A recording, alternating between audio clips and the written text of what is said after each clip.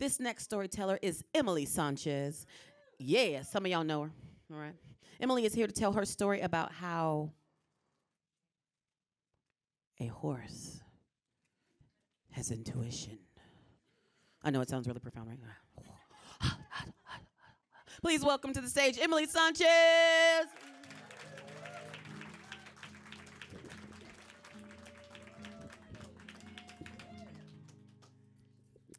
I promise I'm not using the imagine everybody in their underwear or naked trick. I promise. I'm not doing that. Oh, sad. I know.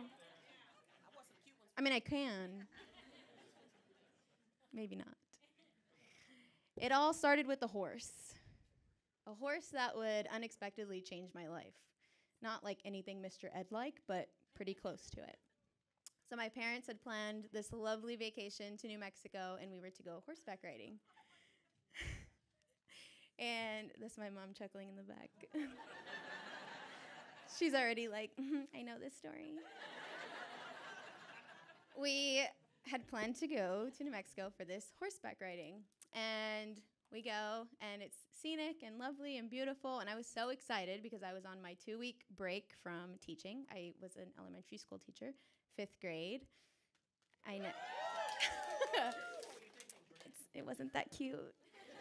So I was on break, and I was really excited, and I was like, yay, horses, love them. Haven't done it since Brack, it's fine. So we go horseback riding. I get on my horse, 600 pounds under me, and the guy is like, you're stressing my horse out. Sorry. I didn't realize horses are that in tune with you, but apparently they are. So the horse is like doing this like backtrack thing, and I'm like, I don't know what your horse is doing, man. He's like, you're stressing it out. And so it's like, I don't know how to be calm. Like, I don't know what I'm doing. It's huge. Long story short, our horseback riding got canceled. It was super cute. I know. What had happened was apparently there was a storm blowing in, and so all of the horses, all 4 of our horses, there was 4 of us, all 4 of our horses were not having it. But mind you, mine had been the most stressed out. We just want to point that out. I was stressing out the horses. So we cancel it. It's fine. We come home, and I'm already like, oh, I have to go back to work. 2 weeks is truly just not enough for anybody, let alone a teacher. Like, if you've parented before, it's worse. So I show up to work Monday, and I'm like, I'm going to be excited. I'm going to see my kids, and I'm going to teach a lot of stuff I don't really know. It's fine. And I used to have this ritual where I would, like, go into the room, and I'm like, I'm going to get to work at 6:30 because nobody's there except for the creepy janitor that likes to look at me. And I'm going to stake a claim at the printer, and I'm going to be in my room and, like, maybe, say hi to my supplies, like that whole thing, right? It just helped me de-stress before 22 10-year-olds, 11-year-olds going on 30 would walk in. I heard an ew. It really wasn't that bad. So I would get there. So Monday I'm there, and I'm like, oh, my God, we're starting the next semester. And if you know, in Texas, we do state testing. Cute. Yeah, I know. So the second semester for 5th graders is really big. Lots of stressful things happening for them, their bodies and all that, whatever. So I was not really excited, but I was like pretending to be excited because when you pretend, maybe the rest of you will follow suit. I don't know. And then it's like 15 till the bell, and I start crying, and I don't know why. And I'm like, I don't know what's happening. So I just cry it out a little bit, and I call my mom, as one millennial does, calls for mommy. And I'm like, I have no idea why I'm crying. I want to be here. I want to see my kids, And she's like, it's fine. It's probably because, we were just on our trip. It had been snowing the whole time on the way home, and it was, like, super stressful. I mean, I missed it because I was asleep, but I heard it was super stressful.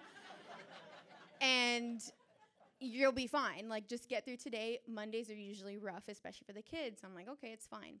So I do what any sensible teacher does when they're upset. I went home that evening, and I wrote a resignation letter. But I had no intention of, like, submitting it. I was just like, just so upset. Just going to type this. It's going to make me feel so much better. Watch. Okay, it's in my Google Docs, whatever. Tuesday comes, and the same exact thing happens. I'm, like, one with the room, and then the next I'm, like, crying to my mom. And I can't figure out why until I think back to that horse that was apparently stressed out by me. And I'm like, wait a minute, I think I'm super stressed and I don't want to be doing this anymore. And I can't do it anymore because I'm literally crying before work. And I've got a bunch of 10-year-olds being like, your makeup looks different. It's not the makeup, it's the pain and tears. Yeah, and sadness. And I was like, what am I doing? Like, I'm crying in a portable, not even a classroom. Let me just point that out. In a portable, ew, I know, not even cute. I'm not even in a classroom. I'm in a portable. It has wheels and like cement blocks holding it up that I have to tell my kid, like, stop poking the bee's nest that's coming through the top. It's a true story, I swear. And that Tuesday I called a meeting and I'm like, hey, principal, here's my letter. That same Tuesday. And you know what she didn't do? She didn't ask me why. She just took it. I know. And even more so, she didn't ask me to stay. She didn't try to get me to stay. And we're talking like second day back from winter break, and she's like, okay. And right away, she's like talking logistics, like, okay, I got to get this in order and this in order. I'm thinking like, that's funny. Like, I thought she'd be like, please stay. You're my best one. I don't know. Maybe I was expecting too much. So as soon as word got around that I was not going to be teaching there anymore, I had a lot of people coming up to me being like, oh my God, congrats. Congrats. I so wish I could be doing what you're doing right now. And I'm like, unemployment? Like, I'm about to lose my insurance, bro. I'm not 26 anymore. I can't be on mommy and daddy's. So it's so strange to me. Like, why are people congratulating me? Why aren't people like, why are you leaving or whatever? Like, nobody. I mean, at one point, I got a slow clap. I had rounded the corner to go to lunch, and one of my coworkers was like,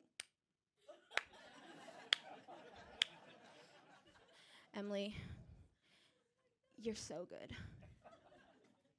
Thank you. I don't know who you are. But thank you. A lot of times, too, they would be like, so what are you doing next? What's next for you? I don't know. I really wish my 2 weeks was up already. That's all I could think. 2 weeks, 2 weeks, 2 weeks. Let me frame this for you. If you know anything about teaching, it's like really stressful. And we're very undervalued and underpaid and hardly ever listened to, really. So, yeah, just wasn't for me. It really wasn't. And in my short-lived 2.5 years, I did accomplish a lot. I racked up over $10,000 in medical bills. I know. So cute. But beyond that, it just, like, it's not fun to be stressed out all the time. It's really not. It's not worth it. I mean, don't get me wrong. I love the kids. I do. But it just was not worth it anymore. And I have no idea what's next for education or teachers or students or COVID this or COVID that or whatever. Like, I don't even get paid enough to even think of that. I mean, I don't get paid at all because I'm unemployed. But beside that, like, I don't know. I have no idea. But for me, I had to just remove myself and be like, I've got to find something way better that's going to make me happy every single day and not crying in the club. No, crying in my portable and wishing I had any other job but to teach. So I don't know, but if you have teacher friends, reach out to them. It's really important. Yeah. Thank you.